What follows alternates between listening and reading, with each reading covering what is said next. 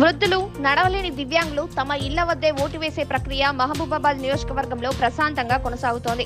Parliament ఎన్నికలలో 85 ఏళ్లు పైబడిన వయోవృద్ధులు, దివ్యాంగులకు ఎన్నికల సంఘం హోమ్ ఓటింగ్ సౌకర్యాన్ని కల్పించింది. మహబూబాబాద్ అసెంబ్లీ నియోజకవర్గంలో హోమ్ ఓటింగ్ కోసం 347 మంది వృద్ధులు, దివ్యాంగులు దరఖాస్తు చేసుకున్నారు.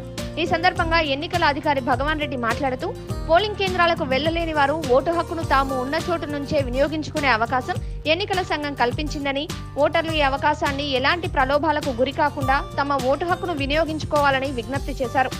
ఆదివారం, సోమవారాలలో హోమ్ ఓటింగ్ ప్రక్రియ కొనసాగుతుందని, ఈ 2 రోజులలో ఓటు వేయలేని వారి కోసం ఈ నెల 8వ తేదీన మరో అవకాశం కల్పించనున్నామని, ఈ రోజు 13 రూట్లలో ఎన్నికల సిబ్బంది ఇంటింటికి వెళ్తున్నారని, వృద్ధులు, మంచానికే పరిమితమైన వికలాంగులు ఇంటి వద్దే ఓటు హక్కును వినియోగించుకుంటున్నారని తెలిపారు. మన మహబూబాబాద్ పార్లమెంటరీ కాన్స్టిట్యున్సీ పరిధిలో ఉన్న మహబూబాబాద్ నియోజకవర్గానికి సంబంధించి ఈరోజు హోమ్ ఓటింగ్ ప్రక్రియ ప్రారంభమైంది. మన మహబూబాబాద్ పార్లమెంట్ అసెంబ్లీ కాన్స్టిట్యున్సీలో మొత్తం 347 హోమ్ ఓటర్లుగా గుర్తించడం జరిగింది. వారందరినీ కూడా ఈరోజు, రేపు 2 రోజులు వాళ్ళ దగ్గరికి పోలింగ్ టీములు విజిట్ చేసి వాళ్ళతో ఓటింగ్ తీసుకోవడం జరుగుతుంది. ఒకవేళ ఈరోజు, రేపు అందుబాటులో లేకపోతే తిరిగి 8వ తారీఖు వారికి మరి ఒకసారి అవకాశం కల్పించబడుతుంది.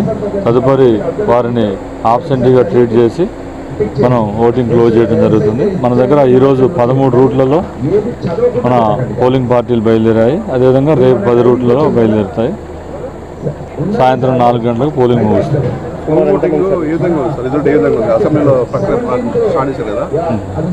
గత సాధారణ ఎన్నికల్లో 80 సంవత్సరాలు నిండిన వారికి హోమ్ ఓటింగ్ అవకాశం కల్పించారు కాబట్టి అప్పుడు 470 వచ్చినాయి. ఈసారి ఎన్నికల సంఘం 85 సంవత్సరాలు దాటిన వారికి మాత్రం అవకాశం కల్పించింది కాబట్టి ఈసారి మనకి 371 ఉన్నాయి. అంతా ఎవరైతే లేవలేని వారు ఉంటారో, పోలింగ్ కేంద్రానికి వచ్చి ఓటు వేయలేని వారు ఉంటారో వారికి ఇది చాలా అరుదైన అవకాశంగా భావిస్తున్నాం. అదేవిధంగా వారందరూ కూడా చక్కగా వినియోగించుకొని హోమ్ ఓటింగ్ ద్వారా వారి ఓటుని కాస్ట్ చేస్తున్నారు.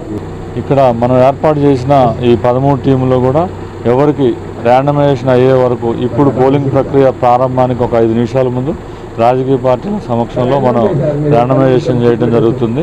అంటే అప్పటి వరకు కూడా వారికి ఏ పోలింగ్ కేంద్రానికి వెళ్ళాలో వారికి తెలియదు. అది ర్యాండమైజేషన్లో మాత్రమే తెలుస్తుంది. అదేవిధంగా ఈ లిస్ట్ని అన్ని పొలిటికల్ పార్టీలకి, అదేవిధంగా నిలబడిన అభ్యర్థులందరికీ కూడా వారికి కమ్యూనికేట్ చేయడం జరిగింది. ఈ ఓటింగ్ సరళిలో బూత్ లెవెల్ ఏజెంట్స్ కానీ, అదేవిధంగా వారి రాజకీయ పార్టీ ప్రతినిధులు కూడా పాల్గొనే అవకాశాన్ని ఎన్నికల సంఘం కల్పించింది. ఇదంతా కూడా సీక్రెసీగా మెయింటైన్ చేయడం జరుగుతుంది.